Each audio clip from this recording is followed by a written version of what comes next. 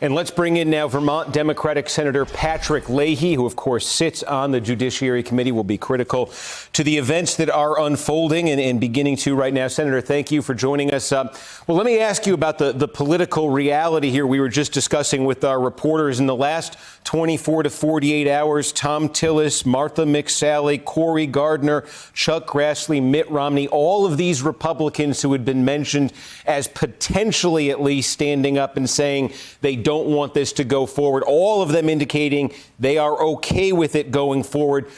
Does it appear to you that Republicans now will have the votes to move forward with this process and confirm a justice? They could very well have the votes. Of course, if even a few of the people who gave their word back when they were blocking Merrick Garland that they wouldn't vote for any nominee of any president this close to an election, if they actually kept their word, it'd be a moot point. When I came to the Senate, people kept their word, and I'm amazed that none of them are willing. Senator McConnell, Senator Graham, Senator Grassley, and others have gone back on what they said before. And I think that shows what we have here. We have a totally political, not a judicial nomination, but totally political nomination. The president says he'll make an announcement this weekend. We ought to be talking about Ruth Bader Ginsburg. She's going to be lying in state this weekend. She'll be buried next week. She was Jewish. It's the Jewish holy days. And the president says, no, I've got to go on and announce something because I'll get some great ratings. Has nothing to do with what's best for the Supreme Court, not what's best for the country. How does he get great ratings? Just break into the time when Justice Ginsburg's lying in state, break into the fact that it's the holy days, and just go forward because he wants to get great ratings. And of course, the reason he does, his administration has been a failure on COVID.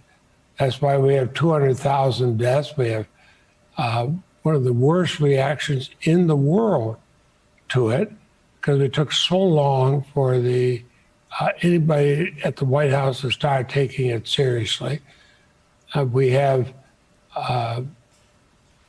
in June and July, we had legislation that passed the House Representatives to give some help to COVID people, to give help to businesses that have had to close because of COVID, to those who have to wait till they get their jobs back. And the Republican leader would not allow a vote on it in the Senate. So you had one political thing after another, the disaster of mishandling COVID, the failure to do anything for the people who are suffering from it, and then making a political spectacle of the Supreme Court. I guarantee what this means is that we will lose all respect for our federal courts.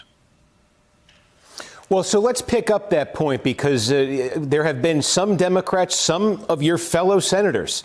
I saw Ed Markey from Massachusetts out with a statement a couple days ago, and he's by no means alone among Democrats saying if Republicans go forward with this, if Trump nominates a candidate, if the Republican Senate confirms that nominee to the Supreme Court now, Democrats, if they get President Joe Biden out of this election and if they get a Senate majority out of this election, they should respond next year by, among other things, expanding the size of the Supreme Court, adding seats to the Supreme Court, and then filling those seats with Democratic appointees. That should be the response to Republicans going down the road they appear to be going down here. Do you agree that should be the Democratic response?